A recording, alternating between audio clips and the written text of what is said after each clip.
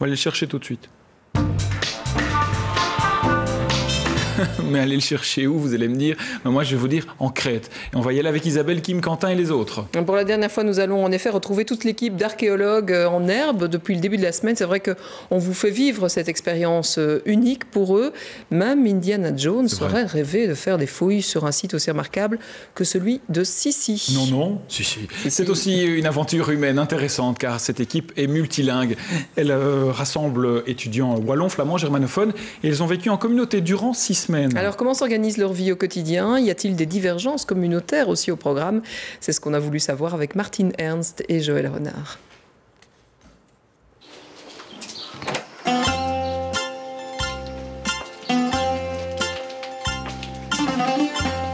La mise en route est bien difficile et pour cause, il faut se lever dès l'aube pour bénéficier de la fraîcheur du jour.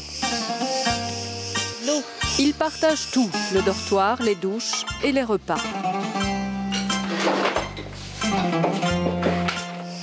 La fatigue commence à peser vraiment et donc les gens sont parfois un petit peu plus à fleur de peau, quoi. Mais pour le moment, il n'y a rien. C'est le bonheur total, donc on ne va pas se plaindre.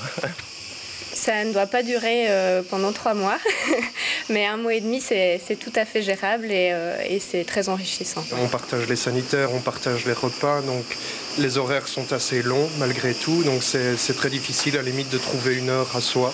Ça, c'est sans doute la chose la plus difficile. Le respect de l'autre, la tolérance et le partage, autant de valeurs qui guident leurs relations au quotidien. Quant à la promiscuité, chacun la gère à sa façon. Il faut avoir un peu de calme, un peu de vie privée, quoi. Qui est difficile quand on vit toujours en groupe. Et moi, j'essaye d'avoir ça avec une sieste. Turn a little round object in quartz, really polish. Platen is on one side. It's nice. L'équipe est internationale. Il y a des Français, des Grecs. Les 3 communautés linguistiques belges sont également représentées. Souvent, les néerlandophones parlent français, souvent un peu plus français que nous, wallons, nous parlons le néerlandais. Donc en général, on choisit la facilité, on prend la langue la plus commune, l'anglais. Pas de querelle communautaire ici? Non, absolument aucune, vraiment. Et vous en parlez parfois entre vous? Oui, tout à fait, oui. Et on arrive au même constat, c'est que voilà, on n'est pas ici pour faire de la politique et les relations humaines, elles sont très bonnes. Pour l'organisation pratique, alors c'est chacun son tour? Vous faites comment? Chacun son tour, on fait une liste au début de semaine, 2 par 2, midi et soir. Parfois, il y en a un qui a quelque chose un soir ou qui n'a pas envie, qui n'est pas très bien ou quoi, donc on change. Simplement on switch, comme il n'y a pas de tir au fort. C'est quelque chose d'unique de pouvoir comme ça partir 6 semaines, vivre ensemble dans un pays magnifique, tous avec la même passion, le même désir, le même enthousiasme. C'est vraiment un vrai bonheur. Mais pour eux, la plage et le farniente ne sont pas au programme. Le temps est compté car les fouilles coûtent cher. Ils ont 6 semaines pour prouver l'intérêt du site. Une campagne de 6 semaines nous coûte à peu près 125 000 €. Donc c'est une somme considérable. Et chaque hiver, en fait, je m'occupe de chercher des fonds.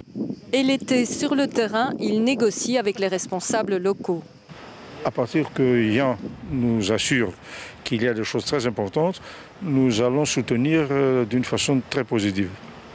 Le maire vient de décider de verser 12 000 €. C'est déjà ça, mais cela ne suffira pas à assurer la survie du chantier.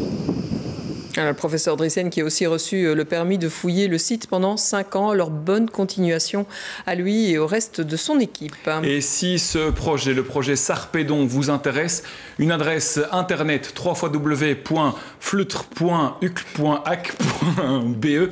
Elle est écrite là, quoi. Il suffit de la recopier. Oui, vous la retrouvez aussi sur le site internet. On va mettre le turbo pour la fin de l'émission avec notamment Nounours.